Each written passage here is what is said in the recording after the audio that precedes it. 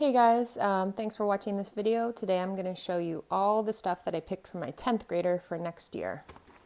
So first of all, this may come as no surprise if you watched my secular chemistry option video. We're going to do CK12 chemistry for high school. I think it's called intermediate chemistry as her science.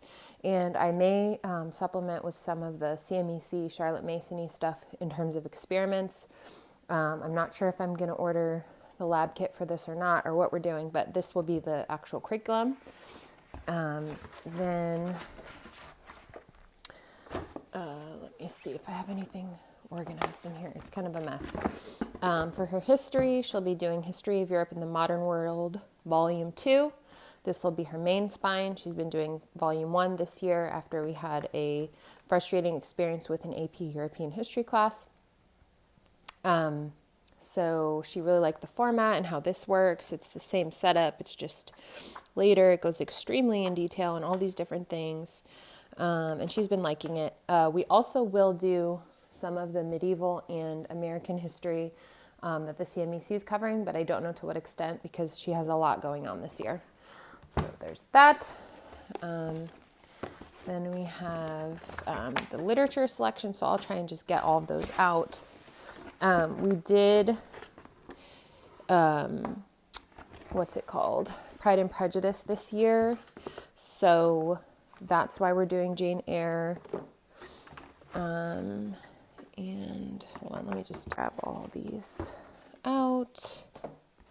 I kind of tried to keep them organized in this box, and that's why this is a disaster. Well, I'll show you this. So this is, I thought this was cute. I think I showed it in the haul video, but it's literary and rhetorical terms for the upper years. And so the benefit of this is they don't have to go digging in a regular dictionary, and it's like much faster and also like less distractions, I guess.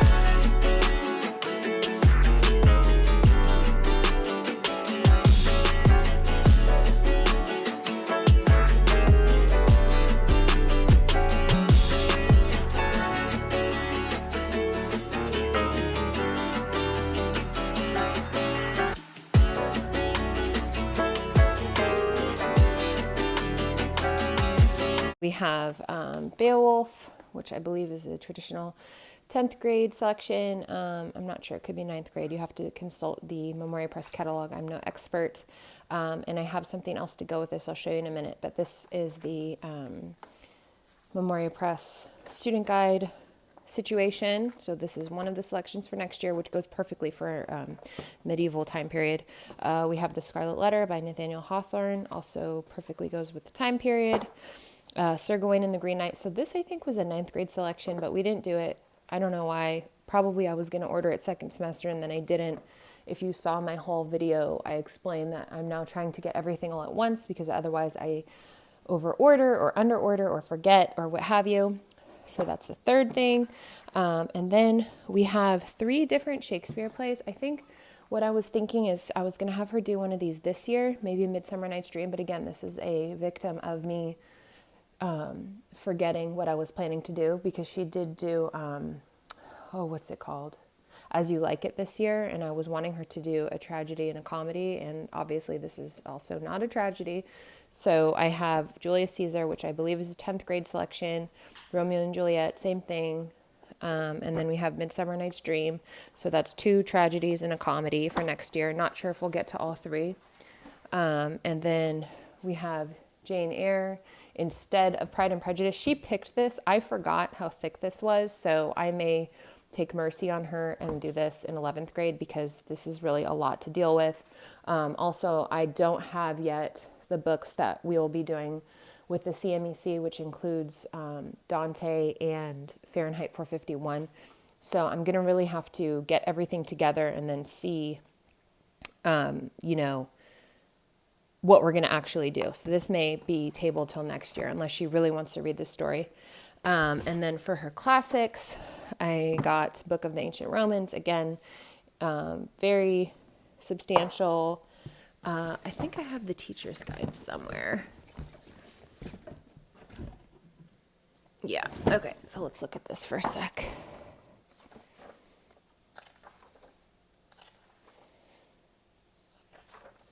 So I don't know if this copy covers the whole book in 1 year. 26 lessons, quizzes.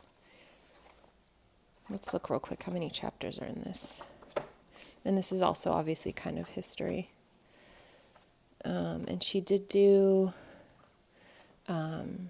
Great Men of Rome, I think, or maybe she didn't do that. She did do the Book of the Ancient Greeks last year, and then we took a break from classics. Okay, so this looks like it has 25 chapters, so this looks like you cover the whole thing this year, so that's obviously also a lot. And then we have classical history of art, and it comes with, I got these art cards. I believe there are lectures online for this, and again, I went through this in my haul, so I won't show too much, but it's kind of like a art history class, and the student is very interested in a either direct art related hobby or maybe just traditional liberal art, so I really wanted to include that for her. And then we have poetry and prose, so this goes with her European history and also some of the literature choices she's doing. So she's doing this, the book number 1. So this is book number 2, and it's Elizabethan to the Neoclassical Age, as you can see. And again, this is the Charter edition, so hopefully that makes it secular for our purposes. And so this is the student book that they answer questions in, and then this is like the textbook that they read. So this, oh look, it has Paradise Lost. That's exciting. I'm happy she'll be reading that, especially with Dante. Like, how perfect is that? I'll just go to the table of contents so you could see that. John Donne. So that is also for literature. So that's the poetry aspect of her literature. And then the last thing I have for her English is, this is from Oak Meadow. So I got, this was on clearance. She's doing Oak Meadow's prior version, like I think it's 2 versions ago, of literature and composition, which was also clearanced out. And so the reason I got this is not to give her any additional work. It's to help her with her writing assignments, because we do not do the classical composition. I have considered it many times, but it's like a whole new thing that she hasn't done, and I feel like it's going to be too much for her. So this has several of the books that she's already reading. So for example, Beowulf. And so she'll read Beowulf, and she has the option of doing the comprehension questions, vocabulary, etc. from the, let me just find it so I could show you, from the Memoria Press version. So like you have the grammar, all that stuff. So here it's kind of Socratic discussion questions. Is this the intro? Hold on.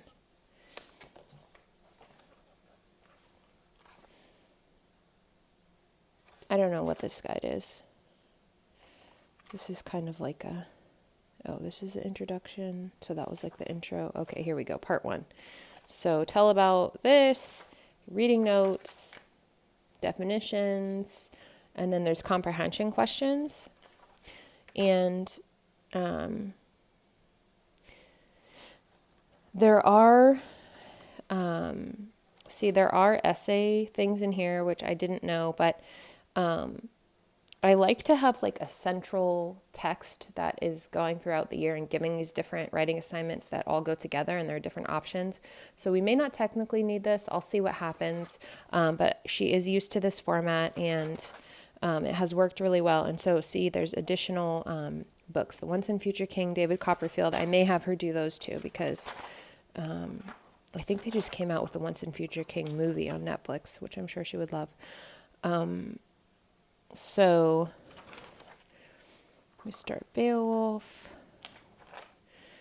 lesson goals, and this also breaks up. I do have lesson plans, I think, for Beowulf, but this breaks up like how many lines to read. So I just feel like it's going to work well together. And I have found that sometimes the Memoria Press is too much for her to do every single thing for every single assignment, because I'm not using it how they have it planned. I'm doing all these different things too. So we'll kind of use it and then see. That's funny, accoutrement. What she thinks, what she'd rather do.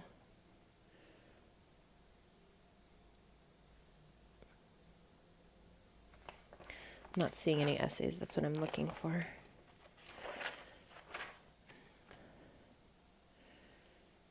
Two one-page essays.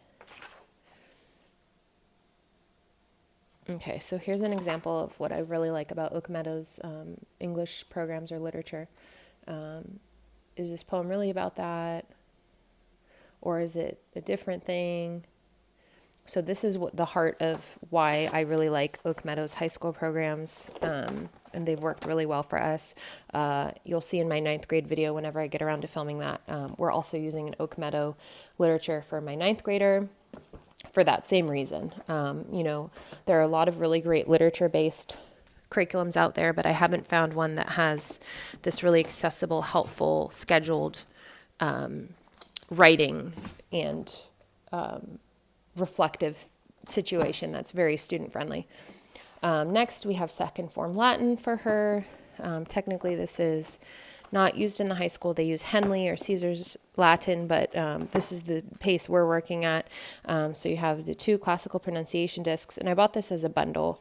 I think that there's also like online lectures. I'm not sure. And I did get the desk charts. I wanted to get the wall charts, but I was basically out of funding.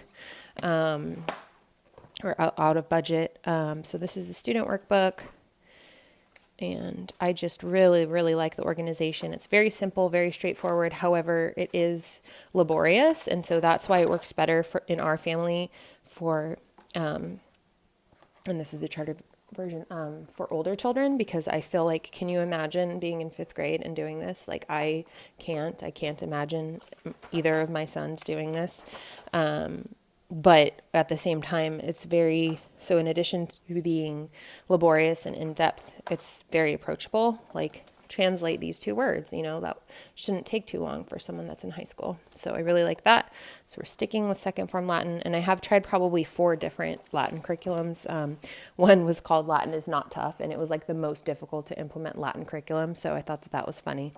So you have the teacher guide. These are quizzes and tests, and you do also get a file from Memoria Press, which is much easier to print out. This is the teacher key, which has lots of teacher notes, especially if you're teaching like a younger student. I think it does. I don't know. I haven't really looked at this lately. Maybe not. And then student workbook. So that's Latin for her. And she will possibly be taking Russian as well as her living language. My husband is Russian and Ukrainian. I was planning on having her do the BYU Independent Online High School version, but it's pretty pricey. So upon further reflection, I might have her do a community college Russian class.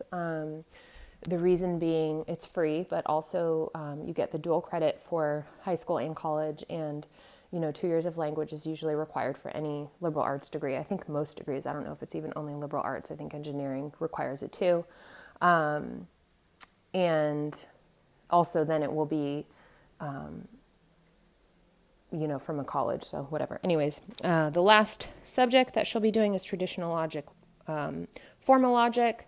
They also have, I think it's called material logic. So this is the first one that you do. And so the funny story is when I was expecting her, it was my second year of law school, and she was born during winter break. And I was a research assistant for a constitutional law professor there, and he had 3 adult kids at the time. Still does, but they're older. And he said some joke about like, oh, make sure that you get the logic workbooks for her and teach her logic when she's a kid. Then when she's an adult, it'll be much easier. So I have always kept that in mind and done some type of logic stuff with them. But this is her first introduction to formal logic. And I want to say how grateful I am to Memoria Press for coming out with a charter school version. Because 2 years ago when I was preparing for high school and looking at their options, they only had the traditional version. So why does this matter? What I saw from the samples that were available were using Christian examples. So for example, something like, if all apostles are followers of Jesus and Paul is an apostle, therefore Paul is a follower of Jesus. So if you look at this statement, this is an example of formal logic, right? I think it's deductive reasoning. I can't remember what it's called. But yes, it's technically true. And yes, you can look at it from an anthropological perspective. But if you're having to continue to use curriculum that is only using Christian examples and using very explicit examples, you know, it kind of becomes frustrating trying to not use Christian curriculum, if that sentence makes any sense. So similar to how they changed their copy work from Bible passages to just famous people and other things, they changed their formal logic. So I'm so grateful whoever was behind that. I truly very much appreciate it.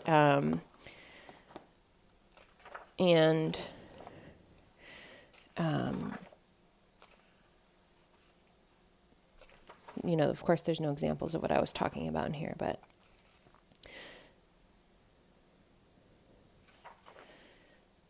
oh, here we go. So Peter is a man. Just do it. Is it a preposition, not a preposition?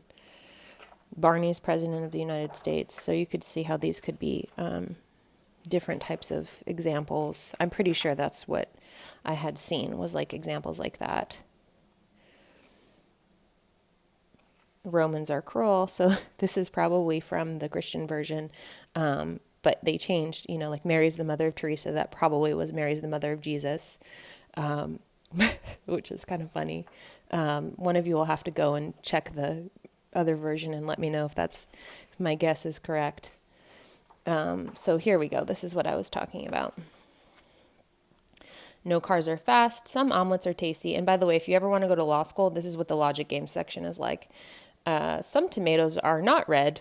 So does that mean all tomatoes are red, or some tomatoes are red? Some storms are violent. All storms are violent. So that's what I was talking about. So anyway, this will certainly take up a lot of her time, I'm sure. They did come out with a customizable lesson plan after I already bought all of my individual lesson plans. So that was kind of frustrating. What I might do is reach out to them and ask if I could just, you know, put that credit towards getting one manual that she could use, because it's really cumbersome to try and figure out which day of the week to do what when you have all these different pieces. Anyway, so that's what we're doing for 10th grade. Oh, and then for math, she's doing Mr. D Math Online Geometry. So that is all of her subjects. And for PE, she does classical ballet. So let's go back through them real quick. So we've got traditional logic, second form Latin. For classics, we have Book of the Ancient Romans. And then for literature, we have the British literature from Oak Meadow. Poetry and Prose 2, Elizabethan to Neoclassical. And then for literature, we have Beowulf, Midsummer Night's Dream, Julius Caesar, Romeo and Juliet, Jane Eyre possibly, maybe for 11th grade, Scarlet Letter, Sir Gawain and the Green Knight. That's it for literature. Then we have classical history of art. Then for history, we have History of Europe in the Modern World, Volume 2, since 1815. And then for science, we have chemistry for high school, which is the companion lesson planning book to intermediate chemistry through CK12. So that's everything we have for my 10th grader. Thank you guys for watching. Let me know in the comments what you think. And yeah, thanks for watching. If you're not subscribed, please subscribe. And I will be posting videos for my 9th grader, 7th grader, 4th grader, and 1st grader in the next month or so. See you later.